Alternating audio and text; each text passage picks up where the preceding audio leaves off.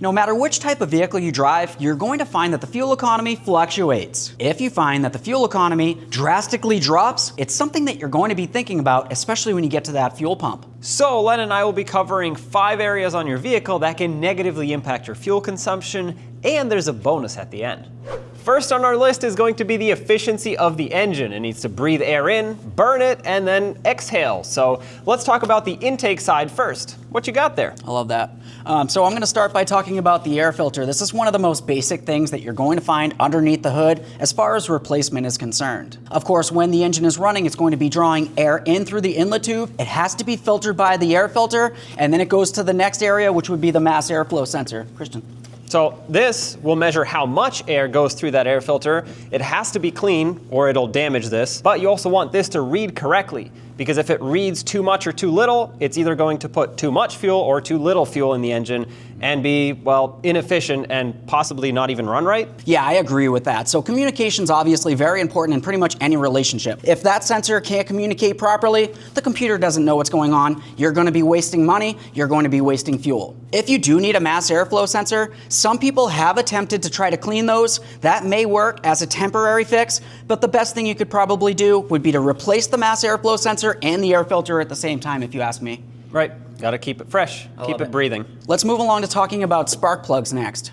You're going to have at least one spark plug per cylinder on your vehicle. Each one of those spark plugs should look the same. Now, as far as the spark plugs are concerned, you're going to want to make sure that you remove them and thoroughly inspect them. You really don't see much unless you take them out of the engine. The areas that we want to focus on would be the ceramic area here. We can see it in white. You would want to pay attention down at the ground strap and the electrode. If you find that your spark plugs are worn or damaged, you're going to find that you have fuel efficiency problems. The fuel and air mixture inside of the combustion chamber might not be getting burnt up properly. That's going to be an issue. There's something else we need to think about spark plugs. How do they get their energy? They get fired by the ignition coils. And some older vehicles will have wires that lead down from one coil to all of them, but regardless, most new ones are going to have coil-on plugs like this, which fire each individual plug. And if they are old, cracked, damaged, sometimes burnt, they're just not going to fire that spark plug. So it's either going to have a weak spark or even no spark.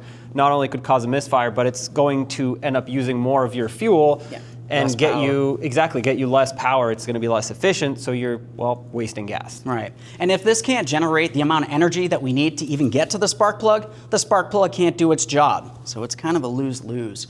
We're only going to be wasting fuel out that tailpipe, like Christian just mentioned. Ooh. Speaking of tailpipe, we need to talk about how the engine can exhale and let all of the burnt gases out. Yeah, that's right. Important. We should probably make our way into the vehicle real quick. Yep, let's talk about that.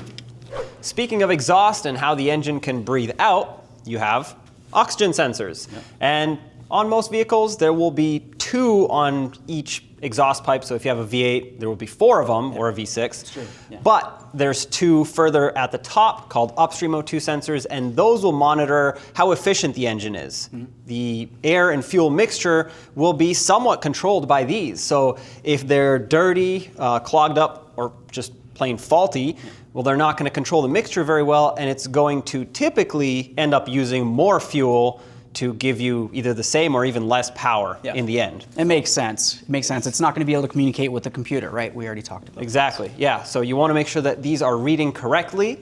And then there's 2 more, or sometimes 1 more further down called downstream O2 sensors, which not necessarily monitor the efficiency of the engine, but rather the catalytic converter. So your vehicle is going to have at least 1 catalytic converter. Inside of the catalytic converter, you're going to find that you have a honeycomb. The exhaust is going to flow through this. If this gets clogged, the engine can't breathe properly. We talked about breathing in, but if it can't breathe out, you're going to find that you have a loss of power. Basically, this just acts as a filter, just like on the intake side, but for your exhaust. Yep. So if it gets clogged up, the engine can't push the air out. Well, if this is all fine, well, what else might be causing some loss in fuel economy? I could think of a few other things. The next thing I would probably want to talk about might be the front end and suspension. So let's get out from under the vehicle. We're going to start talking about that real quick. Yeah, let's do that. So when you're looking at the front end of the vehicle, you're going to find that you have several different components. A lot of these are going to be seen from either underneath the vehicle, or you're going to have to remove the wheel. To diagnose any of these, you can do a quick front end check with the wheel off the ground. You can use a pry bar or do it by hand, shaking up and down. Of course, you do want to make sure you check things. If anything's loose, you're going to find that you have an alignment issue.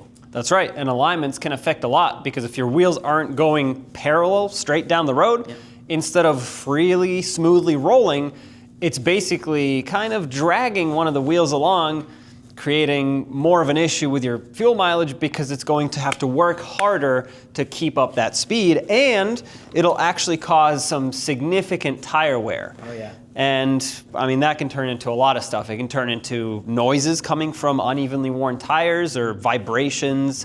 This is a real safety issue, especially if you're driving in inclement weather. You need to make sure that the wheels are going in a straight line. You don't want anything shooting off to the side or just wobbling around however it wants. And this it's not is a safety concern. It's not just that; it can start pulling too, right? You're driving down the road or the highway, higher speeds, and then you're always having to correct it because it's pulling one way or the other. I got to hold my steering wheel to the left for some reason. It's more than just annoying. Yeah. You also want to make sure your tires are at the proper pressure because if they're low, well, they're going to cause more drag on the road and therefore end up using more fuel. We should talk about brakes. Exactly. I was going to say while you have the wheel off, that's an important part to inspect.